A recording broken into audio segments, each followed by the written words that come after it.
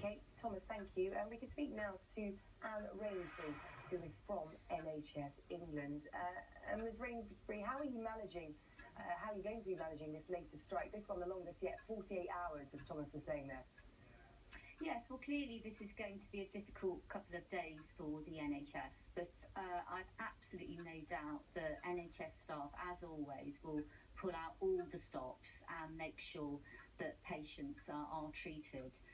Our top priority, as your correspondent said there, is the safety of patients today, and we've been working very closely with hospitals up and down England to make sure there are plans in place to respond to the action and to minimise any disruption.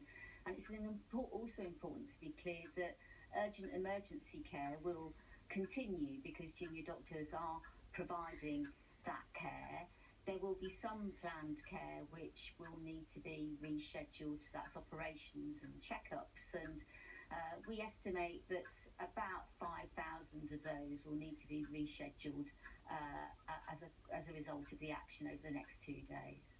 So for NHS services, this is disruptive rather than damaging. How did you cope during the last 2 strikes? What was the impact of the walkouts? Well, the NHS coped very well. We have well-tested procedures to deal with a wide range of disruption, including industrial action, which are practiced regularly, and those routines were put into place. But we shouldn't forget that it did impact on a number of people who regrettably had their operations or checkups delayed, and they then needed to be rescheduled, and I'm glad to say they were. But the NHS coped in the way that I would expect it to, admirably. Okay, Anne Rainsbury, thank you. Saying the NHS there is coping during this strike action by junior doctors. Well, with us now in the studio is a junior doctor, Dagan Lonsdale, who you might recognise from this clip with the Health Secretary Jeremy Hunt.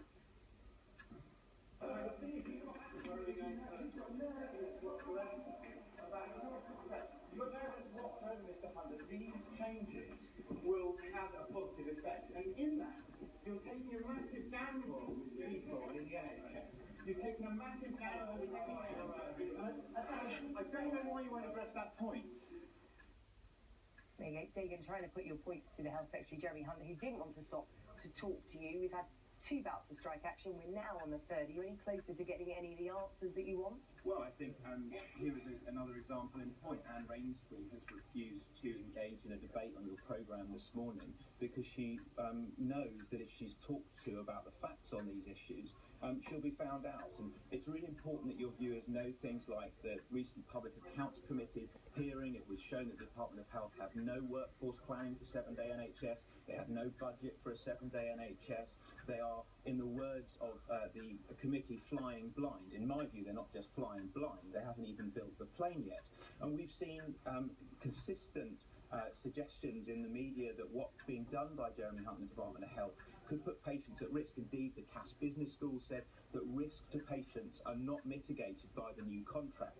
Fiona Godley, the editor of the BMJ, said Hunt's approach demonstrates either extreme political arrogance or an attempt to destabilise the NHS. So we're at a really crucial point here where we need people to realise that doctors aren't on strike just because of pay. They're out there because they're worried about the long-term effects of this contract on patients in the NHS. And the only way forward is to negotiate with doctors who do the job on the front line. But Dagan, can we just dig into exactly what you think these strikes are achieving? Does that clip of you pursuing Jeremy Hunt so ably shows they're not willing to listen? So actually what's happening for the next 48 hours, tens of thousands of what are described as routine procedures are being delayed. The patients are being affected. When you're not bringing much pressure to bear on the government, you're bringing pressure to bear on the patients. Well, I think it's a really important point to address, and I want to say yet again that I'm very sorry to any patients who have their care delayed, and no doctor wants to be on strike.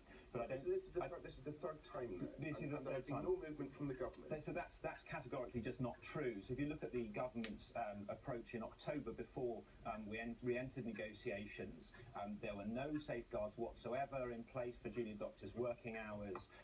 There were long extensions to to junior doctors' working hours. All of that has changed in light of pressure from industrial action. Now, we don't want to take industrial action. As I said, I'd much rather junior doctors sat down with people from Department of Health, with David Cameron taking leadership on this issue, because I don't know where our Prime Minister has been as the NHS is falling apart, but he seems to be ignoring it, and I think it's time he showed some leadership and came to the table and said, you know what, I'm going to come and sort this mess out and avoid new strikes. And it's quite simple if we want to have no more strikes. The government say the best way forward is to negotiate with junior doctors. So if you don't get what you want, you're going to carry on striking. I mean, this is the third strike. It's the longest strike yet, 48 hours. How long are you prepared to go on striking for? Well, I'm not a representative from the BMA. The kind of strategy on industrial action comes from them. We have 3 walkouts planned. I hope that what will happen, as I said, is David Cameron will say, do you know, enough is enough. We need to sort this mess out.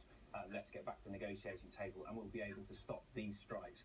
As to what happens in the future, I don't think the danger for patients in the NHS is more strikes. The real danger is doctors leaving because they're not prepared to work in an unsafe system. And if we lose even 1% of junior doctors in England, we're in real trouble. We've already got huge rota gaps up and down the country, and losing just a few more junior doctors will leave the NHS on its knees. Okay, thank you, Dagan Lonsdale. He is a junior doctor. That's what he's got to say about the doctor's strike. It's on for 48 hours today. Do let us know what you think about that situation.